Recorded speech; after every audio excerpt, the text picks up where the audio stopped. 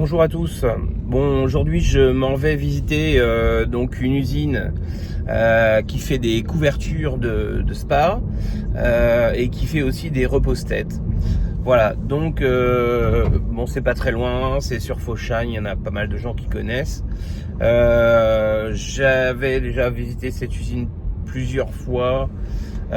Mais ça fait vraiment longtemps que je suis pas allé, donc j'ai décidé de faire une petite vidéo et puis bon bah voilà, ça vous fera une petite visite.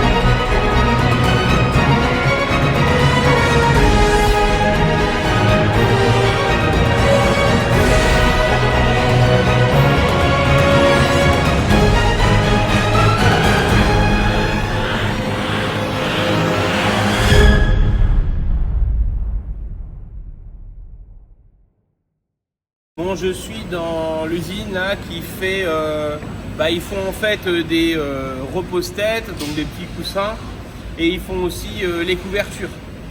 Donc couverture et c'est eux-mêmes qui produisent le vinyle. Donc c'est plutôt intéressant parce que en plus on peut maîtriser la qualité de vinyle, on peut bien choisir les skins. Donc je pense que c'est pas mal. Je te montre un petit peu de toute façon les machines, on fait un petit tour. Donc tu vois, bon ici ils ont des machines pour faire les découpes. Donc ils mettent leur rouleau là-haut.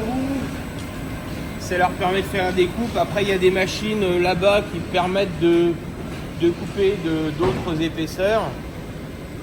Et ici, tu vois, il y a tous les gens qui sont au travail pour faire les petites parties.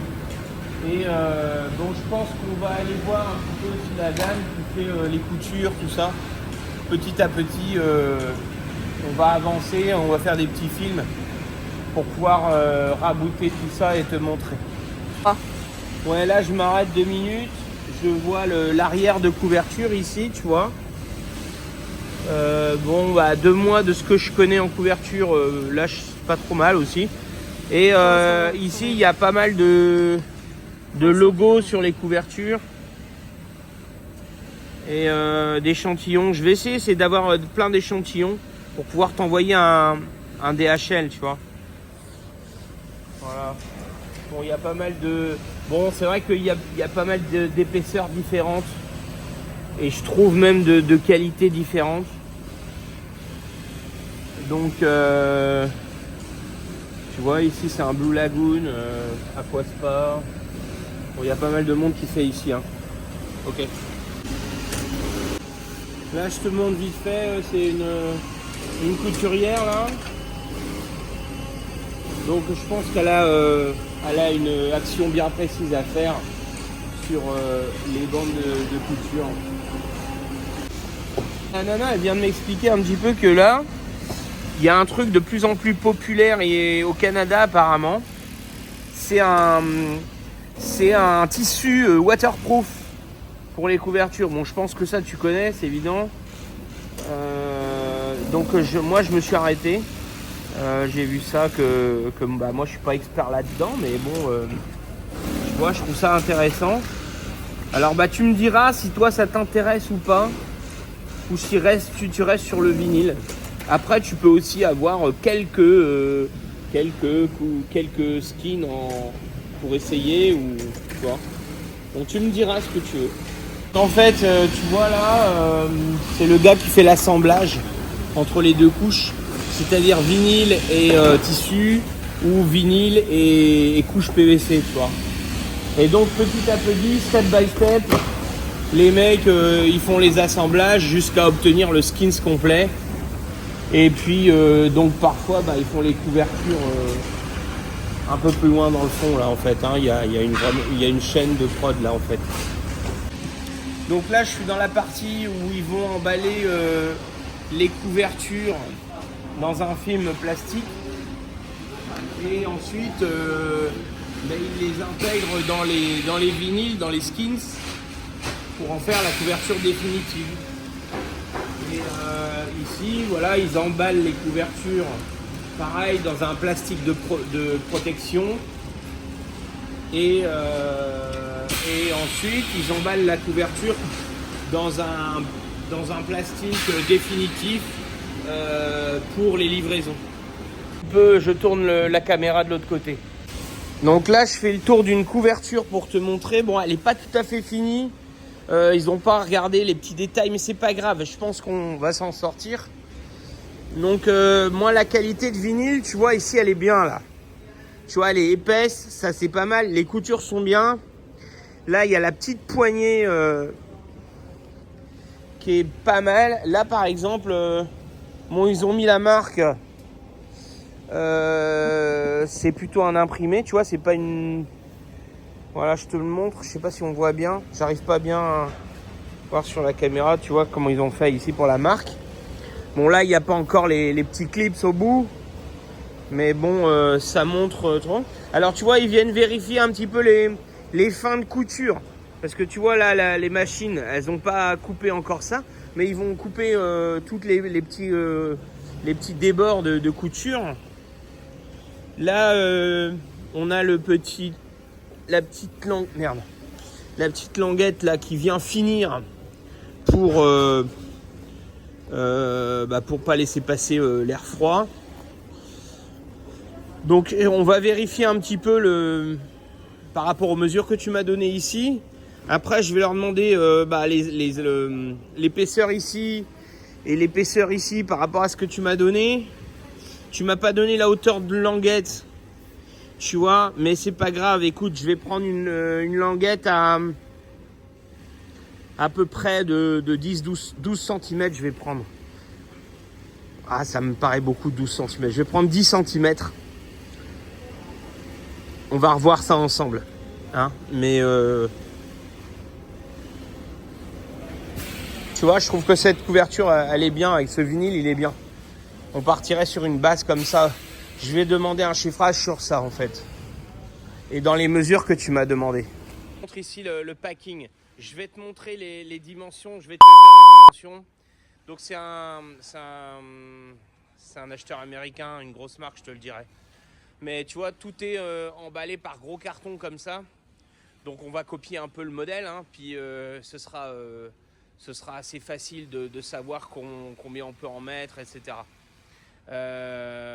Bon, je te dirai ça tout à l'heure. Allez, à plus. Juste ici, tu vois, ils mettent un petit échantillon de la couleur de la couverture qui est dedans. Pour pas, tu sais, avoir à ouvrir les plastiques, tout ça. Donc tu as un petit échantillon de couleur de la couverture, c'est pas mal ça. Voilà, puis ils ont il y a un petit certificat de quality check jusqu'à derrière ici. Donc ici on a les nouvelles couvertures de spadnage. Vous savez que les couvertures de spadnage c'est hyper galère parce que surtout sur là on a au moins on a au moins 6 mètres, on a presque plus de 6 mètres ici. Donc la vraie problématique c'est que là on a au moins 3 couvertures à déplier, à glisser, à enlever. C'est vraiment problématique. Et donc les nouvelles couvertures de spadnage sont des couvertures qu'on va enrouler. On va vraiment enrouler la couverture comme ça. C'est relativement facile. Et alors pour expliquer un petit peu, ici on n'est même pas sur un vinyle. Donc là c'est les nouveaux matériaux. C'est du tissu imperméable. Et donc on arrive vraiment sur le must quoi, en fait. Hein. Au-dessus du vinyle, maintenant c'est les tissus imperméables. Voilà, alors on peut pas montrer la marque, c'est un peu caché. Ça part pour les États-Unis. Voilà. Donc voilà. Ouais, donc en fait ces couvertures là, elles ont des renforts tous les 30 cm avec d'autres petits renforts aluminium. Donc en fait elles sont cintrées quand même. Tout le tissu est cintré pour pouvoir écouler l'eau de pluie. Voilà. Et alors tout autour du spa, on a aussi toutes les petites sangles pour venir lier la couverture sur le skirt du spa. Donc il y a ça. Et il y a aussi au niveau de l'enroulement et au niveau ici on voit il y a une petite truc d'évacuation. Un petit truc d'évacuation, c'est-à-dire que ça permet d'évacuer l'air qui est en dessous de la couverture. Donc il n'y a pas d'air qui reste. Il y a un autre petit truc ici. Il y a aussi des petites sangles comme ça. C'est-à-dire que quand la couverture va être enroulée, ça va permettre de retirer en arrière la couverture pour la ramener jusqu'ici. Alors là, je vous montre un petit peu le packing. C'est pas tout le temps comme ça, mais si on est en conteneur partagé par exemple, il va y avoir une box en bois. Donc la couverture est enroulée dans un plastique un petit peu comme les couvertures traditionnelles. Et on vient la ranger dans une boîte bois en contreplaqué, donc pour pouvoir la sécuriser, pour pas qu'elle s'abîme dans le conteneur. Alors bon, moi sur ce genre de produit, je recommande d'avoir la box en bois vraiment pour être sûr de ne pas abîmer la couverture. Vu le prix que ça coûte, tout ça, c'est quand même mieux de la protéger.